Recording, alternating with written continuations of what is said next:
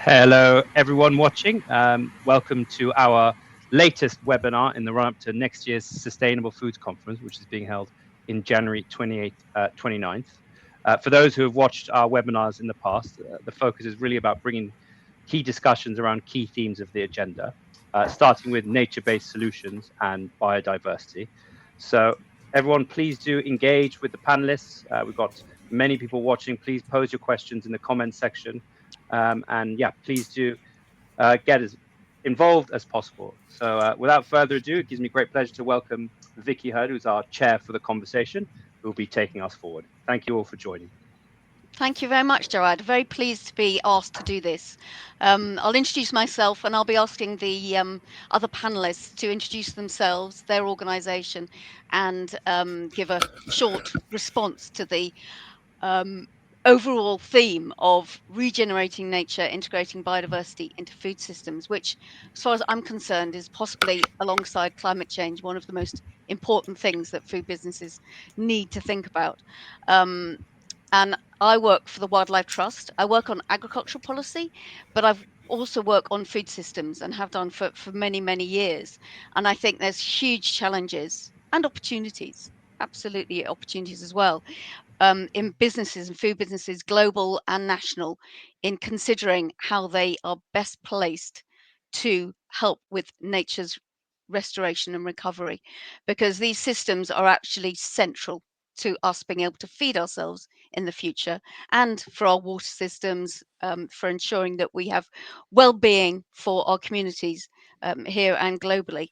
So there is a absolutely critical issue to be covered here, and I think we'll fail to deliver on many of the objectives that we have as businesses and as society if we don't tackle nature within the food system. Because for too long, we focused on farming and farm subsidies, farm support, farm regulation without thinking about the food beyond the farm gate, food supply chain beyond. So it's absolutely critical.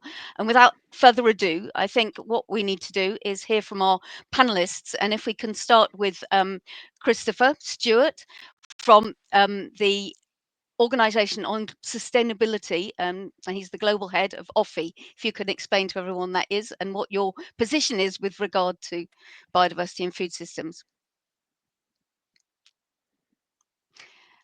Maybe we don't have Krista. Maybe I should go. Can I go to you, David, from Leaf? If you could kick us off then. Yes, hi Vicky, lovely to see you again. So Mm. my name's David Webster. I'm the chief executive of Leaf, which is linking environments and farming. Leaf was established by my predecessor, the late Caroline Drummond, MBE, in 1991.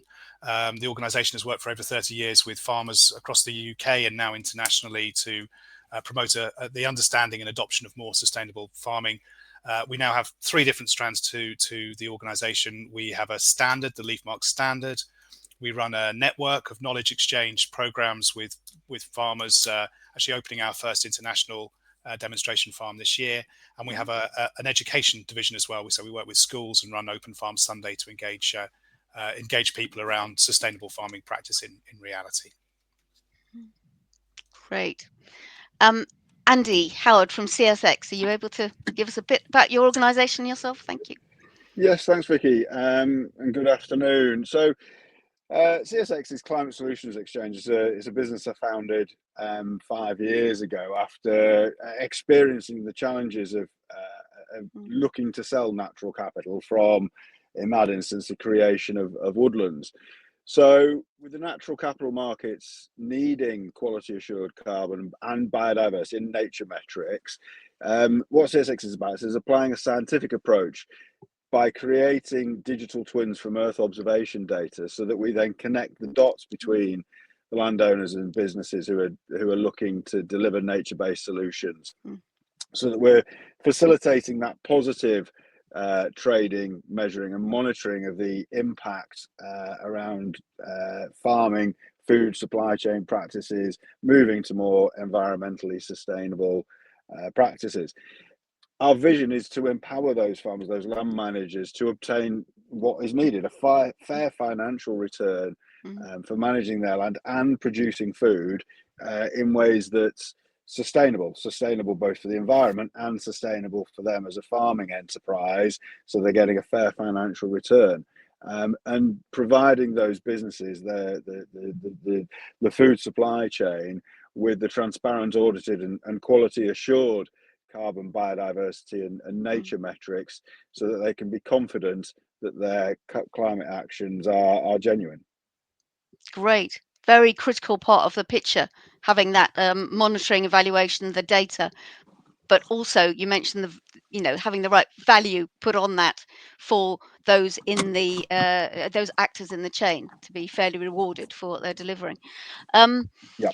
I think we might not have Dr. Stewart, so we'll kick off with David. Did you want to give a couple of minutes about your response to the question about introducing biodiversity and integrating biodiversity in food systems? Because you've got a lot of, we have Christopher. Sorry, David, hold that. Christopher, great to see you. Can you give us a quick introduction to what you're doing in your organization? Thank you. Hi, thank you. Can you hear me properly? Yes, we can.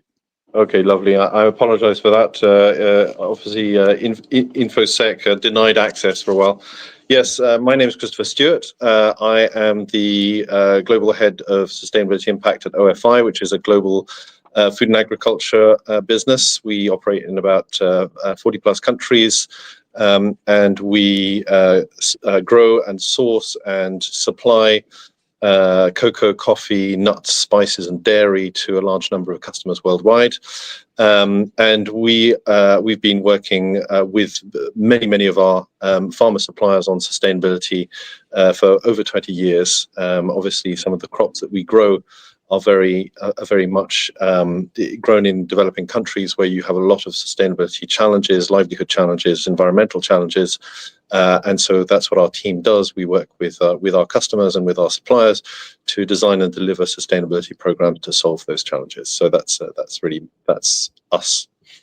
Great, thank you. Great. So we've got a real global view and UK as well.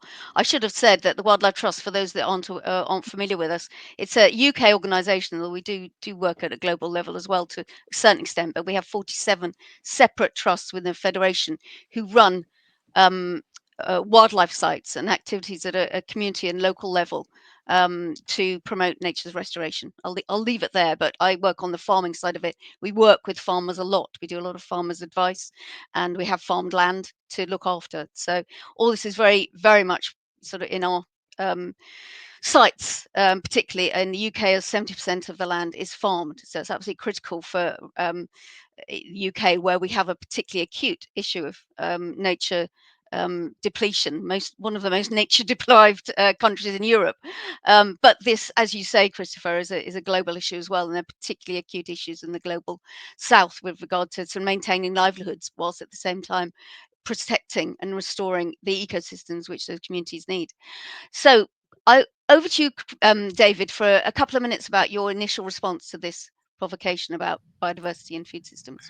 Yeah, thanks ever so much indeed, Vicky, and it's lovely to meet Christopher as well. I mean, so just as a background, I worked for 20 plus years in the food industry myself, and including a period of time, really very formative period of time in my career for Jordan's breakfast cereals, where I worked directly with Bill Jordan, who was one of the early pioneers of realizing that we needed to embed wildlife biodiversity, habitat creation into conventional farming systems way back into the 1980s. So in 1985, Bill launched the conservation grade standard, and that morphed into various different iterations. But I work with the Wildlife Trust, as you know, on the creation of the Jordan's Farm Partnership, which is a model through which the growers within Jordan's cereals are incentivized to manage at least 10% of their land for wildlife biodiversity. In reality, it's much higher than that. Yeah.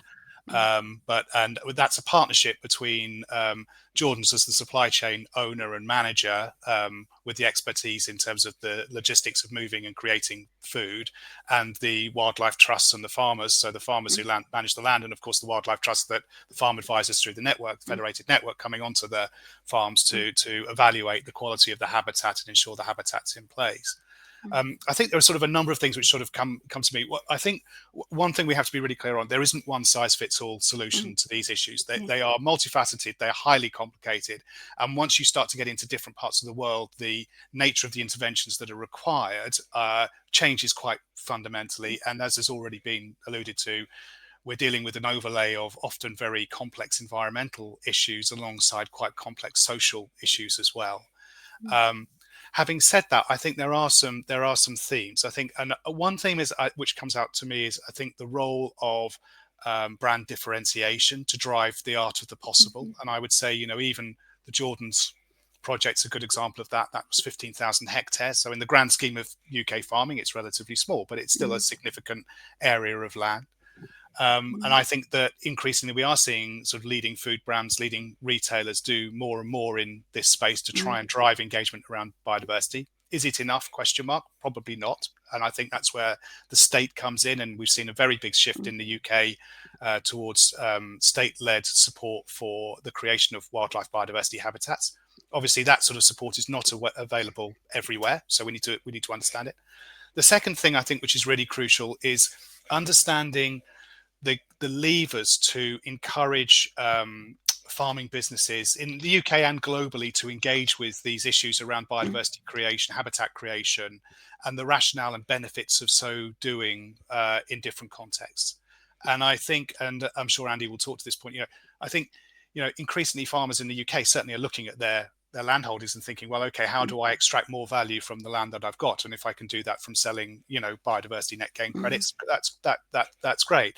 In other parts of the world, the conversations are going to be different. They're either going to be legislative requirements to manage their land in a particular way to address environmental concerns. Parts of Spain, the legislation around this area is very strict indeed. For example, increasingly in Brazil now, it's very strict, understandably. And then, of course, there are also questions around how do we drive farm business improvement and how do we mitigate risk. And I think one thing which we're seeing at the moment is this move towards more regenerative type thinking. There is certainly a very big shift within the culture of farming systems, I think, now to farming management to ask questions about how do we harness biological controls, biological systems to leverage quality gains in terms of the crop management, which can also have very significant impacts in terms of cost reduction. It's not universal and it's not a panacea, but I think we're seeing it. And I think there's a legitimacy to the conversation, which if I went back 15, 20 years ago, so when I first started working in this area, it wasn't legitimate to have those conversations. It was seen as if you were on an extreme of a debate, whereas now I think you're pretty much in the center. So I think that these things are starting to happen. It is nuanced, it is complicated. There are probably multiple levers that need to be pulled simultaneously by multiple different actors. And I think our job on webinars like this and others is to try and clarify what those levers are and where we can have the most impact to drive change. Great. Well, there's lots of things that I'm sure come up later in that. Thank you very much. If I can ask Andy now, if you're up for a couple of minutes on your response to the challenge. I think there's one or two points that we can pull out of what David said there, which are the crux of it. And fundamentally, there is the need to do it at scale and do it across the range of farm enterprises. And in order to do that at scale, it's about the value. It's as David alluded to, around how does it fit within the farm business and makes it worthwhile for them to do. And to do that, there's got to be a value assigned to it. And where does that value sit? Fundamentally comes down to how do you encourage somebody to pay more for a pint of milk on a supermarket shelf? How do you encourage somebody to recognize that, we all see the news stories about the River Wye now being dead and people blaming the chicken farms for the River Wye being dead. Now, there's a reason why the chicken farms are there, and that is to deliver chicken at a certain price point on a supermarket shelf. There is direct causality from cheap chicken on a supermarket shelf and a dead river. Mm. However, there is no recognition of the cost to that somebody else needs to pay in order to put it right. And until such time as we make those linkages to ensure that the value is properly understood and can be evidenced through the supply chain, so that people can see, right, if I'm paying more for a packet of chicken in the supermarket, or I'm paying more for my pints of milk, or I'm paying more for my loaf of bread, I can understand the benefit that is coming from that, and therefore I'm willing to pay it. And that, to me, is fundamentally the biggest challenge, is making it apparent that there is value through the supply chain to paying that gets down to the farmer in the field, that enables them to deliver a more regenerative, more holistic, more environmentally sustainable food production system, so that nature can regenerate. Thank you. I couldn't agree more. That's very good. And obviously, part of the challenge is actually identifying that value, and you know, the data, as you're involved in understanding what it looks like on the ground and how to measure it, how to convey that. But it's also an issue of who pays. And you know, there's this big debate around the budget of farm budget for the environmental land management schemes. Where does the drive come from in terms of ELMS, or does it come from the supply chain or the consumer, or changing the way in which the supply chain works? I think it's really interesting. As we know, there is an awful lot of waste of food that goes on as well, and could try and challenge that as part of the system. But Christopher, are you able to give us a couple of minutes on your initial response to the challenge? Yeah, and I just want to pick up on that last point before I go. I talk about what we're doing.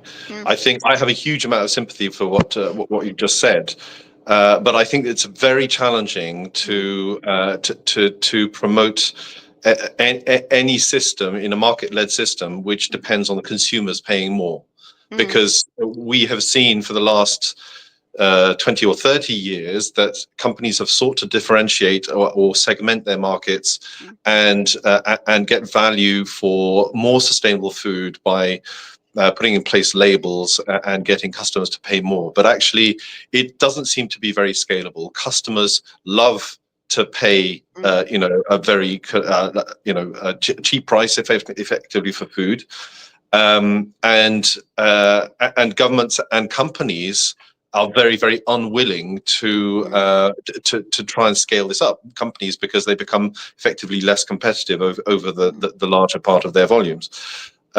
So making more food more expensive is very challenging, and we have to look at the other way of looking at it, which is how do we make food more sustainable but also more profitable for the farmers, right? Because if we can look at and this is what you're mentioning about regenerative agricultural systems, if we can increase the farmers' yield or their return on investment for doing things in a more sustainable way, then that's actually that creates a bottom-up incentive for the whole market to respond. So I think both are valid.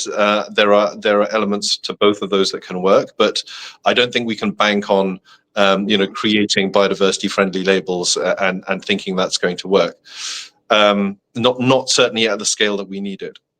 Okay. So I just want to talk a little bit about how we're addressing, biodiversity within our supply chain. So, as I mentioned, the sorts of products that we deal with are grown largely by smallholders in developing countries. We source overall from approximately 2.5 million smallholders. And many of those have farms which are 1 or 2 hectares. So very, very, very hard to monitor what's going on overall. And when we're talking about biodiversity monitoring, not only it's extremely hard to measure directly, but doing so at that kind of scale and fragmentation is incredibly challenging. So, but we recognize that nature is it's the foundation of food production, and you need to be able to create resilient farming systems, resilient farms, and integrating, working with nature on the farm is one of the ways that the most effective ways of doing that. It helps farmers to face up to all kinds of challenges, including weather and climate challenges, which are becoming very severe, pest challenges, disease and weed challenges, all of which impact their livelihoods.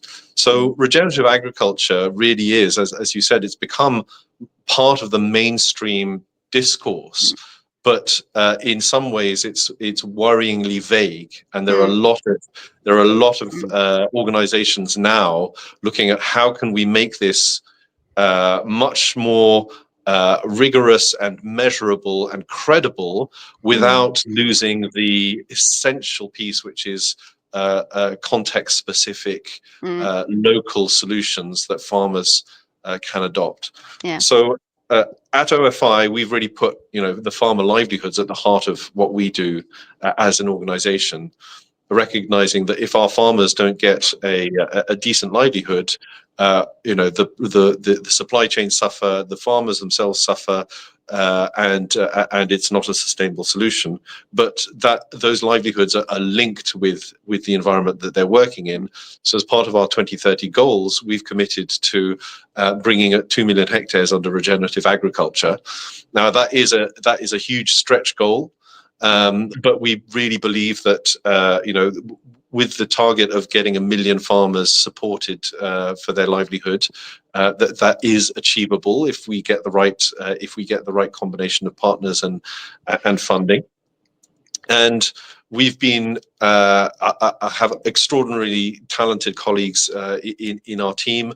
Some of the best coffee agronomists in the world, some of the best cocoa agronomists in the world, who are working now on a regenerative agricultural journey for OFI farmers, which looks at the impact that our practices have on water, on biodiversity, on soil, and on carbon. So the 4 kind of natural recipients of farming impacts, and looking at the practices that impact each one of those. And then we're looking across the board. So regenerative farming is not one thing that happens overnight. It's a journey of understanding what practices work in which context. And so we need to eliminate the unacceptable practices, for instance, using banned chemicals, dangerous chemicals, which are extremely prevalent still, unfortunately, in some areas of the world.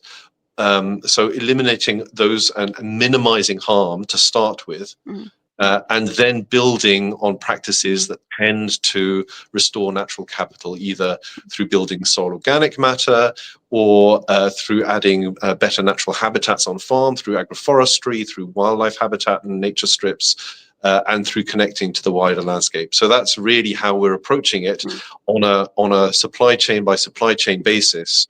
And through our digital systems, collecting the data in terms of the adoption of those practices, so that we can get a grip on how far advanced our farmers are on that journey. So I'll stop there and Thank you. No, 3 very rich openers with a huge amount of topics to cover there. I think that issue of scaling up, but also being context specific. Each field in each farm is different and needs specific actions in order to restore the nature in and around it. I think one thing that's come up quite a lot between all of you, which relates to sort of one of the fundamental questions that we have in terms of where does the money come, or where does the support come if we're asking farmers and growers to do things differently? And I don't know if any of you want to respond to that in a way. It's what's the role of one question that I've had from the audience is, what's the role of large corporates and fast-moving consumer good corporates in encouraging growers to change their approaches? And surely one of the most fundamental ways is to provide the kind of reward that allows them to change. But how do you find that happens? Does it happen? Do you find that the corporations buying the food, selling the food, are actually willing to do that? Does anybody want to respond to that? Yeah, I'm very happy, Vicky, to talk to some of that, if I may. I mean, I think there is. I mean, we work with most of the UK retailers, and as I said, I've come out of a food industry background myself. I mean, I think there is a genuine desire to engage with these issues, and actually, there's a lot more understanding of some of the pressures on the farming system, particularly within the technical sustainability community and the major retailers, than I think perhaps is sometimes they're given credit for. I mean, the reality has already been touched. The invisible hand of the market is at play here, and you can't duck that issue. It is not simply an option to say we're going to make our produce more expensive than our major competitors if that means that you harm your business, and that's the reality. And there's no point in trying to wish it was something different. You have to look that in the eye and say, okay, well, how are we going to manage our way through it? I think the way through it, I think some of it's already been alluded to. I think there are definitely efficiency gains, cost-saving gains that can be made from really good environmental management practices. So Leaf operates an integrated farm management model, which is widely recognised within academia as being a really good framework to gather data to help farmers make better decisions on how to optimize cost efficiency aligned to sustainability outcomes, including biodiversity. Biodiversity can be more challenging because obviously there is more of a cost associated with taking land out of production to manage it for wildlife. The second thing is, I think we're also seeing the private sector more broadly recognize the need that something has got to be done about nature, climate, and nature loss. And one of the things which we've seen in the last 12 months has been the banking sector, I mean, coming in and offering preferential rates to those farms that can demonstrate that they are actively engaged with sustainability. So LeafMark growers, certified growers now can benefit from preferential rates from a number of the major banks. And farming is inherently very capital intensive, particularly in a UK context. But, you know, you've got to understand the culture of what you're dealing with here. You're making decisions at point A, which will have a financial benefit to you in 6-9 months down the line. So you need capital to be able to finance the operation of the business. So the preferential rates which are coming through from banks that HSBC, Oxbury Bank jump to mind, are offering, they're really good incentives. Now, I think it's not just the cost at the other end of the system. I think it's got to be how do we engineer the total problem. How do we view that holistically and see, well, where can we create as many opportunities as possible to make it in the interest of the farmer to really start to engage intellectually with what they need to do to drive sustainability. Right. That's really interesting. Also, it talks to a question that's been asked about how you finance this transition. Lots of growers are locked in to loans and capital, but what you've described is an alternative approach where recognition by the banks is given for retaining the biodiversity that's part of the system. I mean, I think it's interesting is the interface between the state and the private sector, and then private voluntary standards like LeafMark is really interesting for me, because it seems to me that legislation is requiring banks to hold money on hold green books. That's requiring the banks to look for the governance point. So how do we verify that these systems that we're putting our money against actually stand up to scrutiny, which creates a space for private voluntary standards? And it doesn't have to be Leaf. There are other very good private voluntary standards or frameworks.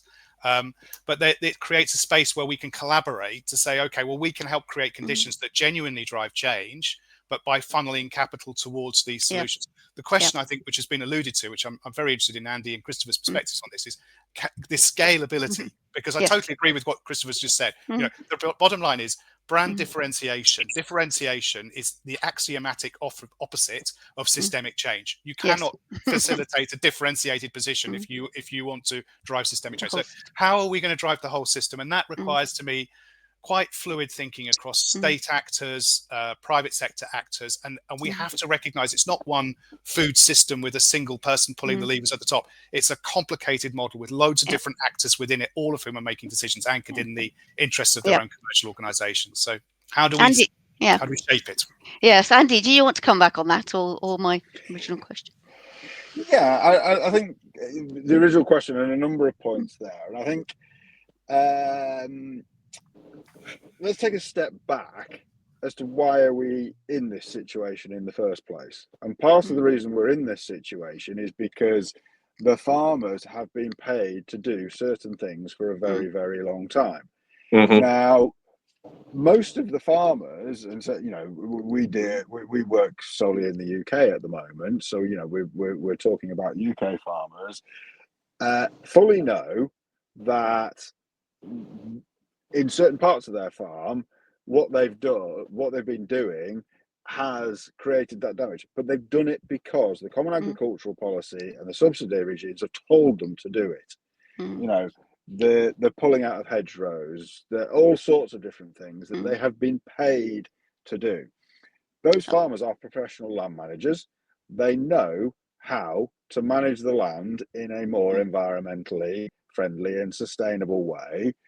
And I think it's about finding that balance, and it's about finding those ways in which the farmer can take elements of their parts of their land. And I think one of the things I'd like to sort of come back on, David, was that there was an allusion to a brief comment around taking land out of production for environmental programs. It should not be viewed as something, in my opinion, that is an either or. It has to be something that is a joined up approach where the environmental program becomes an element of the whole farm enterprise. It's just a proportion of it, or it's a methodology within that farm. And I'm, if I lifted my camera up and showed it round, I can genuinely tell you I've got a sheep of lambs 15 yards away from me, because I'm out in Northumberland on client sites today. And a perfect example for me is another farmer I know who we've worked with in the past. One of the examples he did was he had a couple of goats, and he had a real problem with having to buy formula for his lambs every year. And then one year he took the milk from his goats and thought, will these lambs take this milk? So he took some of the goat milk and gave it to the lambs, and the lambs loved it.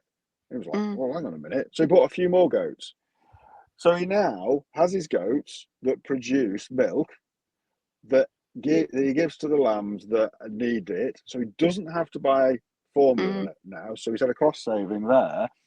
And his goats love his hedges. So he doesn't have to spend any time trimming his hedges anymore.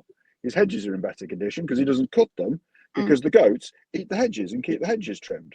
And no fossil fuels used in machinery. So he's got a lower carbon footprint. He's got a lower cost of import, and he's actually got higher producing, healthier lambs because they're not on formula; they're on goat milk. And that's just one example of how we can see opportunities if we let farmers get back to doing what they need to do, which is delivering a balanced, sustainable farm, both environmentally and financially. I think one of the points you make there about the whole system, the whole farm, is really interesting, because I think with the Jordan's partnership, which, as David said, we do jointly, some of the farmers have found that they can build in much more than 10% of land for nature, but it's by looking at the whole area where it's particularly with oats, so it's not necessarily a whole farm, but I think they're looking at the whole system and are able to rethink it in that context and provide more land for nature and get the benefits of that. For instance, beneficial invertebrates in the hedgerows, which you're talking about, all sorts of things that can come when you allow some nature back onto in and around your farm. Christopher, did you want to come back about that point about whether we can actually get a reward that's supported by large corporations, because you must be working with a lot of large corporations buying your products? Yes, we are a large corporation, and we work with a lot of large corporations. Yes, so I think the point is, I think we are in the midst of a transition where a lot of people are testing out what can work, but as you said earlier, differentiation is the enemy of scaling, and if we want to have a systemic change, we really need to have a way for this to benefit farmers directly. And I think everything comes down to farmer behavior. Your example about the goats and sheep is a very nice one. In the crops that we deal with, actually, cash crops, often the farmers themselves, it may be the first or second generation planting these crops. Then they may not actually have, generations and generations of experience in sustainable management of those crops. And so you see a lot of training is actually required to help those farmers to improve their livelihood. And big corporations have a huge role in that. We're lucky enough to work with a lot of tree crops, nuts, coffee and spices, nuts, coffee and cocoa rather, are all sort of bush and tree crops and can be planted in agroforestry systems. And so there is, at the moment, there is a really interesting source of funding that we are seeking to scale up significantly, supported by, the global concern on climate, and that is obviously linked to decarbonising our food supply. So farming can do this. It is hard yards for farmers to decarbonise their crop or their produce. It's not like a tropical forest will contain 200 tons of carbon per hectare, whereas an agroforestry system might contain 15 to 20, 30 at the outside. So you're working with you're working at much finer scales, and the overall benefit per hectare is much smaller. But what we've seen with the recent sort of evolution of systems like the Science-Based Targets Initiative is that huge international food companies have committed to very significant reductions in their carbon footprint, and they need to find suppliers who are able to deliver that. And so that's a big opportunity for farmers, particularly where you can build carbon into the soil and into your farming system through more trees on farm, more trees in the landscape. And that's something that we're exploring very actively. We have many active partnerships and programs with our big customers who are participating in that journey and learning what is most cost efficient and what really works for the farmer. And I just want to add one other thing to that, which is that I think there is a huge amount of hype and hope around soil organic matter and soil carbon in this system, which is one of the things which is the most difficult to measure. We can pretty reliably measure tree carbon now in agroforestry systems, but soil carbon is pretty tough. But actually, that's a huge win if we can actually crack it, because the soil is potentially the largest single store of terrestrial carbon. It's also, obviously, soil carbon supports all kinds of other metabolic functions of the soil, soil storage, nutrient storage, water storage, nutrient release, all the sort of beneficial biota that prevent disease and in crops. So unlocking payments for soil carbon is one of the real sort of win-wins that we really need to focus on as a global community. So the big goal, but it's interesting because I've been working on this for a long time and we haven't nailed it. And I think it's probably because it is multifunctional in the same way that an agroforestry system is multifunctional, and all those functions need the reward. The soil is multifunctional already, and how do you identify how to reward maintaining and improving those functions, as they quite rightly say? Is your business actually providing the funding for training your farmers? Because that's one thing I think, one of the answers to one of the questions is that businesses that possibly have more resources to actually do the training and demonstration that is needed. Yeah, so we co-finance and we work with our customers who also invest into those farming systems. Currently, we have about 450,000 farmers across our supply chains. But as I said, we have 2.5 million farmers in our who are supported in our supply chains. Right. We have 2.5 million farmers, so we still need significant scale up, and a lot of what we're doing is program by program. So what we would really love to be able to do is to find efficient and scalable models, and that means having the skills, but also finding ways of channeling funding from all kinds of sources. We're not fussy. We will take money from our customers, international donors, matched funding and skills and technical assistance from NGOs and national institutions, because all of these things really help to explore the space. Great, thank you. One question we've had, which is relevant in any country, but I guess it's a slightly live issue at the moment, is with cheaper imports of meat available, pork as an example, which generally have lower biodiversity and welfare standards, how can UK agriculture compete? And obviously that could go for other countries, that issue of competing with lower standards, environmental or welfare standards. Does anybody want to comment on that? Because obviously it is a sort of very relevant to corporations working at a global level. Tricky one. Andy, did you want? Yeah, yeah, it's a very tricky one, and it's a big, large bomb if you say something say something wrong. But I think there's a couple of aspects to it. I think the first one is this sweeping statement that, you know, other places have lower standards. It can be true, but it's not always the case. Just because somewhere, you know, might have lower standards in certain things. You know, there's this common misconception that standards in the UK are the best in the world for agricultural. It's not always true. The other thing in that is that it's a question of are they actually coming from a better place to produce that? You know, I think again, lamb is a prime example. You know, there's this huge question of New Zealand lamb is unfairly produced, and that's why it's cheap. Well, it's not unfairly produced. It just so happens that the grass happens to grow, you know, in New Zealand for 10 or 11 months of the year because of the climate. And that therefore means that they can deliver rotational grazing much easier because the grass is growing, you know, for a large part of the year. In the uplands of north of England, and certainly in Scotland, the grass might only be growing for 4 or 5 months of the year. So you are although that's changing, Andy, with climate change. It is.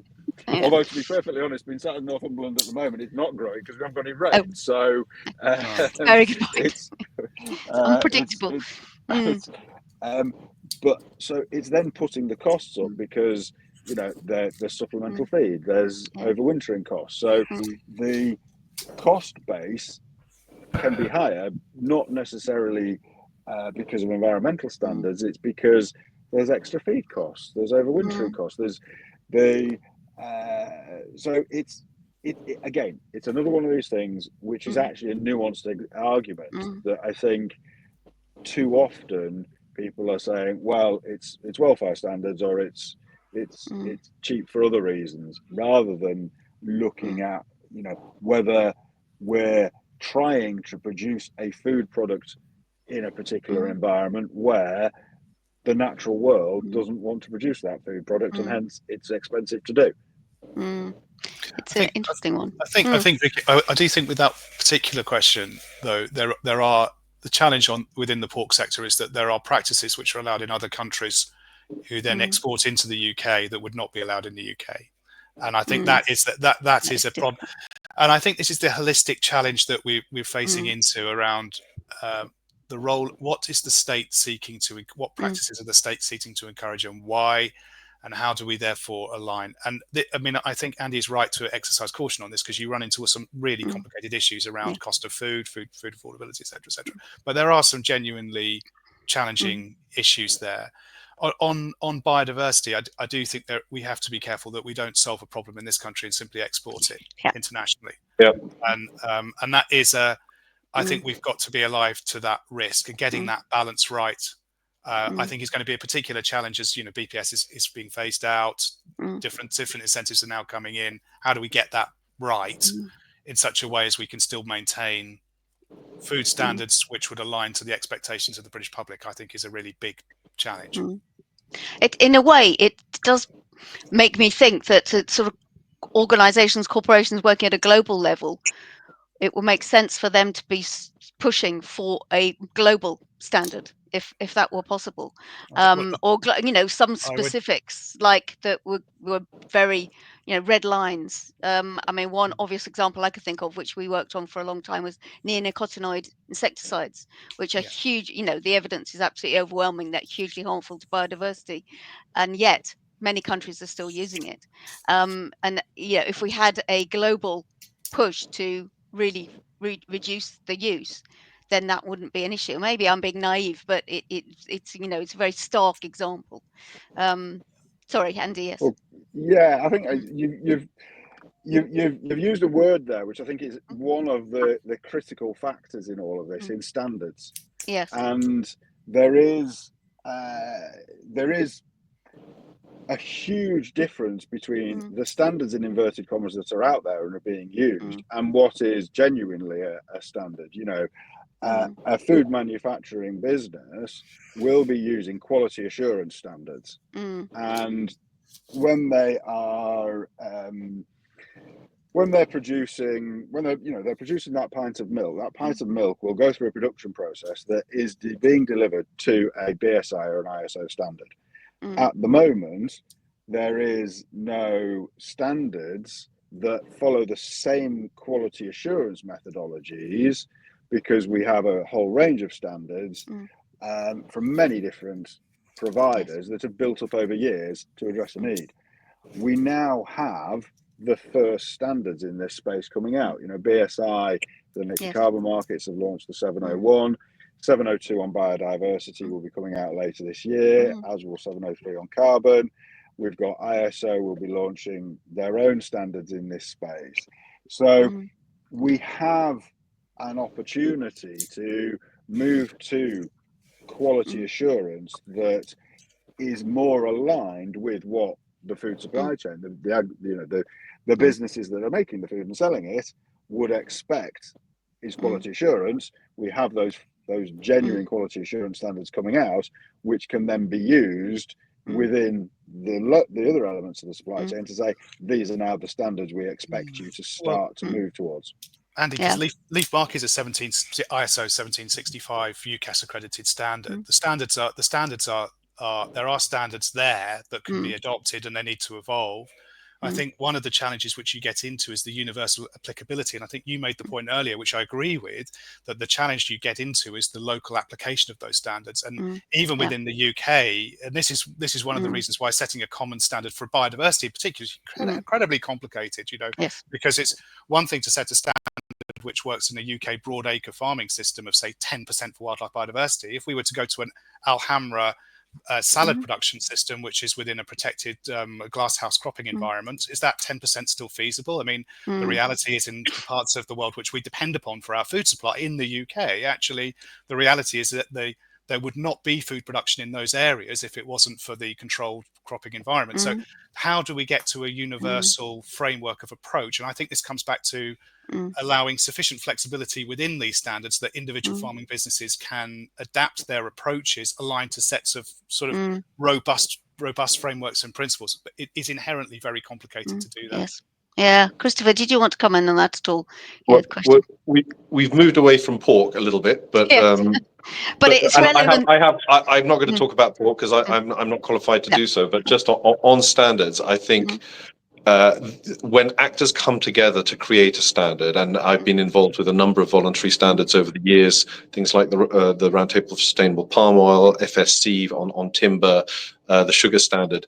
Some of those are more effective than others, but what it really does is bring people together with quite opposite viewpoints and to try and find a common solution. And it shifts the expectation, it shifts the window of acceptable behavior. So what we saw in the palm oil world over now nearly 20 years since the launch of the RSPO standard is that it's really unacceptable for most of the big palm players and their customers to have deforestation palm in their supply chains, and that's recognized very deeply by the people running those huge businesses, many of whom came sort of on a road to Damascus kind of journey over this.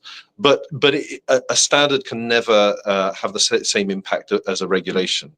So, banning neonicotinoids in Europe had a huge and immediate impact. If you look at the EU deforestation regulation, it had a massive and immediate impact on the focus of the world's coffee and cocoa and timber industries to implement traceability, and things that people were saying were impossible to achieve before those regulations were imposed are now happening at an enormous scale.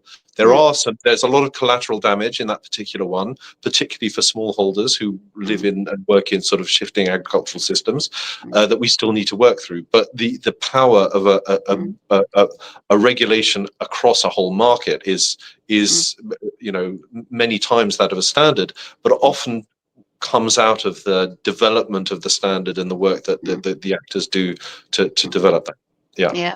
I mean, it's a lot of these things you've described have been long processes. I was involved in talking about the RISPO. I imagine we might have been at different ends of the spectrum at the time. I was working for Friends of the Earth, but these things do happen and have an impact, and a change happens. Is it fast enough? I think is a big question. Given the challenges we've got, we might need to go faster and further. But interesting to hear your views on that. Somebody's asked, should the journey into regenerative agriculture start at the farm level or demand level? And this does go back to the question right sort of at the beginning about whether we can be leaving customers to, or thinking about customers as the businesses buying the food rather than customers in the shop, or both. Can we leave it to them? Or it's a difficult one. I don't know if anybody wants to respond to that one about demand side. You've kind of said maybe no, Christopher. I have a view on this. Yeah. I think that there is a segment of customers who love the idea of healthy natural food that regenerative agriculture, sort of feeds into. But I mean, it's the same thing as we've seen with many labels over the last 25 years. I think it's quite niche, and people maybe initially will pay more for something that says regenerative agriculture or has the sort of healthy natural aura to it, but it's overall it's not going to scale up. And I think that we really need to understand the farmer's own economic incentive to embark on that journey. What is now quite evident through many studies in different crops is that when people start to wean themselves off overuse of chemical fertilizers, especially, and implement practices that is going to build the health of the soil, which is really central to this, there can be a drop in yield, and you have to be able to cover that. But actually, what seems to be the case in across many different areas and crops is that over time, yields recover, but your input costs drop very significantly, and you have a more resilient farming system. So you have less variability year to year. You've got soils that are less dependent on constant. If you look at where I live in the Cotswolds, where we've had three generations of very intensive use of fertilizers, the soils are like stone fields, right? So in fact, there's a place called Stonefield not far from where I live, and so farmers are effectively growing hydroponic crops. They're basically the soil is nutrients in. They're pouring nutrients in, and it's a dead system, and you have to restore the life of that, and that does have economic benefits for the farmers, but they need to be supported through the journey, and they need to they need the practices and training because they don't actually currently have it and may be hostile to it. Yeah, I think that's really true. We did a report called Farming at the Sweet Spot, which identified exactly what you're talking about. So you lower your costs and have lower impact environment, but actually still make a good living. And there is that sweet spot to be found, but it needs training, advice, etc. Obviously, David, you're doing a lot of that. That's exactly right. It is exactly right. This is more complicated farming, and it takes that cultural transition is not something that should be taken for granted. It takes time, it needs energy. But I think there is willingness. From many farmers to go on that journey. Yeah, I mean, somebody's asked about labeling, whether we should be having labeling, and there's a very big push. I've wondered what you would all say. I mean, where labeling drives change throughout the system, delivering on all the things we've been talking about, I think that's useful. Labeling in and of itself, possibly you would agree, is not the answer. No. And it doesn't educate people. We know it doesn't educate. So it's I think sadly, there is a sadness Mm-hmm. there, isn't there? Because I think for those of us who care, and there are people on this webinar who deeply care, they find it really interesting, and they can't understand why folks don't. But the reality is, most people buy food on the basis of price. Yeah. And, I think and brand. I think that's true. Yes, and taste but I think there are many big ticket items that we brought up in the very short amount of time we've had. Is there anything further you want to say about what the people viewing this should be thinking about, or going away from this webinar, about thinking differently or doing differently? Does anybody? I think I'd just like to come back just a little bit on that final point as well, then, about the future. And the future is about a generation that, you know, do look at things differently and will make buying choices influenced in different ways. So yes, we all agree that food labeling doesn't actually make an awful lot of difference, and that's for our generation. I think it will make even less difference for the upcoming generation, because they will actually they'll be looking at brands. But what else will they be engaging with? They might be engaging with social media activities. So if we're bringing data back from the natural world for monitoring, and Christopher said it's in a digital platform, CSX, we do it as digital data being brought back. How can we then use that to engage with that generation through digital media, for example, to educate them that, you know, there is a difference that's happening, and there is a positivity that can be delivered. That's a really good point, in a way, to end on. I mean, we're working with Marks and Spencers, with farms producing fresh produce, and they use the ecoacoustics, which is a great story to tell. You know, how many more pollinators, more buzzing insects have I got on my farm as a result of doing things differently? I can talk to the customers, I can talk to my local community about that. But that's required a big corporation like Marks and Spencers to support that work, like with the Jordans, like the kind of corporations you're talking about, Christopher, as well, actually supporting the change and providing things like the ecoacoustic equipment or the training. But it's a journey we're on, and a complex one. Anybody else want to finish? Sorry, I will. I would say, I mean, we're often in a space that is very complicated to understand. We're facing all kinds of incredible global challenges that can be quite overwhelming.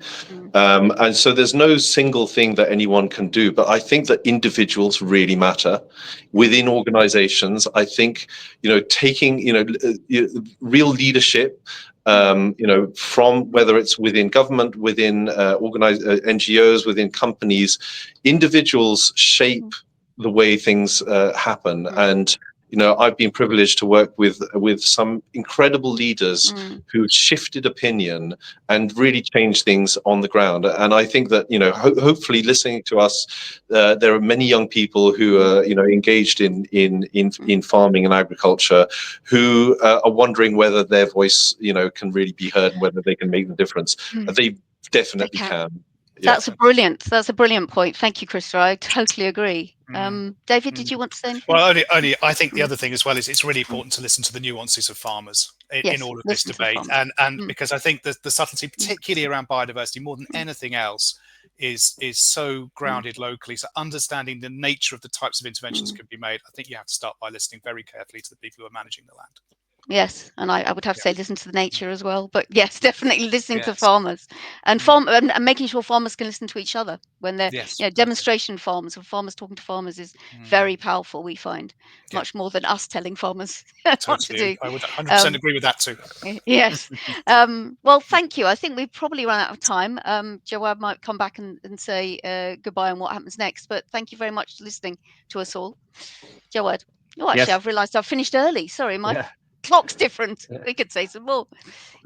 Thank you, everyone. That was really very informative, and thank you all for taking the time.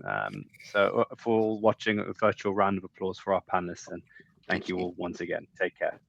Thank you so much. Thank you.